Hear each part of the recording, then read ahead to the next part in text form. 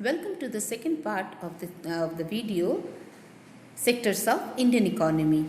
In this part, we will see how they are interdependent. Economic activities are highly interdependent on each other. So to understand this interdependency, let us take an example of a cold drink. A cold drink contains water, sugar, artificial flavor. Suppose if there is no sugarcane production, then procuring sugar will become difficult and costly for the cold drink manufacturer. So now to transport sugarcane to sugar mills and sugar to the cold drink plant needs the service of a transporter. A person or group of persons is required to maintain and monitor all these movements of goods from farm to factory and to shop in different locations. That is where role of administrative staff comes. He also needs fertilizers and seeds which is processed in some factory and which will be delivered to his doorstep by some means of transportation. To top it all, at every step of these activities, we require the proper monetary and banking system. Here you can see how job is generated from all three sectors. But if more jobs are generated from tertiary and secondary sector, it means that the country is a developed nation. But if maximum people depends only on primary sector, it means that country is underdeveloped. Here we see the comparison of three sectors in these 2 years, 1973 and 2003. Now GDP by primary, secondary and tertiary sector. Here we see 1973 and 2003. 1973, the maximum people were engaged in the agricultural sector. But by 2003, you can see the change here. The tertiary sector is leading. Most of the people now are engaged in the service sector. Then we see the GDP. Here the GDP, most of the GDP came from the primary sector, which has changed in 2003. Tertiary sector's input is more in 2003. Here you can see the bar graph right from July 2017, January 2018, July 2018, again January 2019, then again July 2019 and January 2000. You can see how GDP here they have increased, but then gradually July 2018 it is coming down. There is a huge dip, and by 2020 it is 3.1, which is very poor. We'll talk about NREGA. NREGA is National Rural Employment Guarantee Act, which is known as MNREGA now. Mahatma Gandhi National Rural Employment Guarantee Act.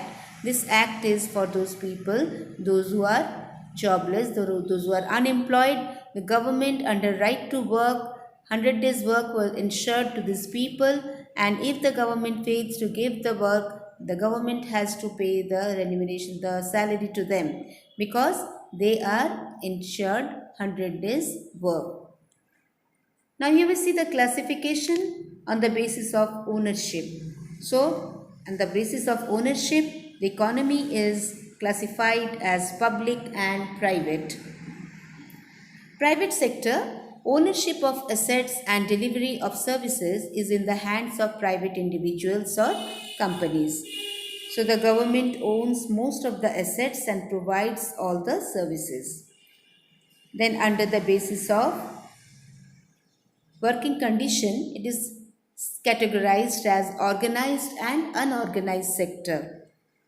So organized sector, people have assured work and terms of employment are regular, whereas unorganized sector, it consists of small and scattered which are not in the control of the government. It has low pay and unsecured jobs.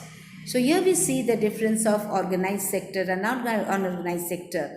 First, organized sector, they have assured number of days. The organized sector covers those enterprises where the terms of employment is regular, whereas in the unorganized sector is characterized by small and scattered units which are largely outside the control of government.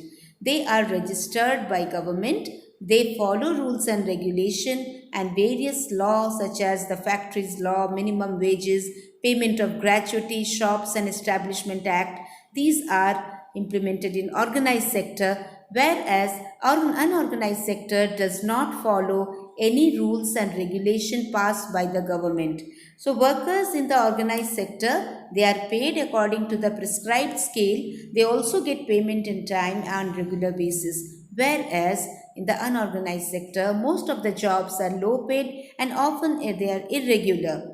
In the organized sector, they get annual increment. After every new year, they get a new hike in their salary. That is called increment, and other allowances also, such as provident fund, holiday leave during holidays, paid leave, gratuity, medical benefits, safe working conditions, whereas these all allowances are not given in the unorganized sector. So, organized sector they can also form the unions, whereas unorganized sector cannot form any union. Now, one case study we'll see here about Kanta and Kamal. These are the two people, one works in the organized sector, another work in the unorganized sector. Kanta works in the office and she attends her office from 9:30 to 5:30 p.m. She gets her salary regularly at the end of every month. In addition to the salary, she also gets provident fund as her rules laid down by the government. She also gets medical and other allowances.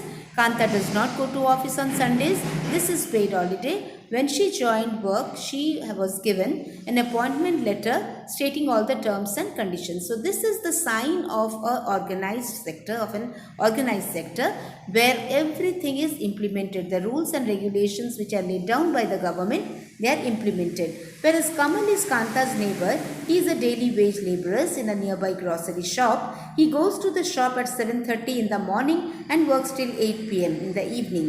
He gets no other allowances apart from his wages. He is not paid for the days. He does not work. He has therefore no leave or paid holidays, nor has he given the formal letter saying that he has been employed in the shop.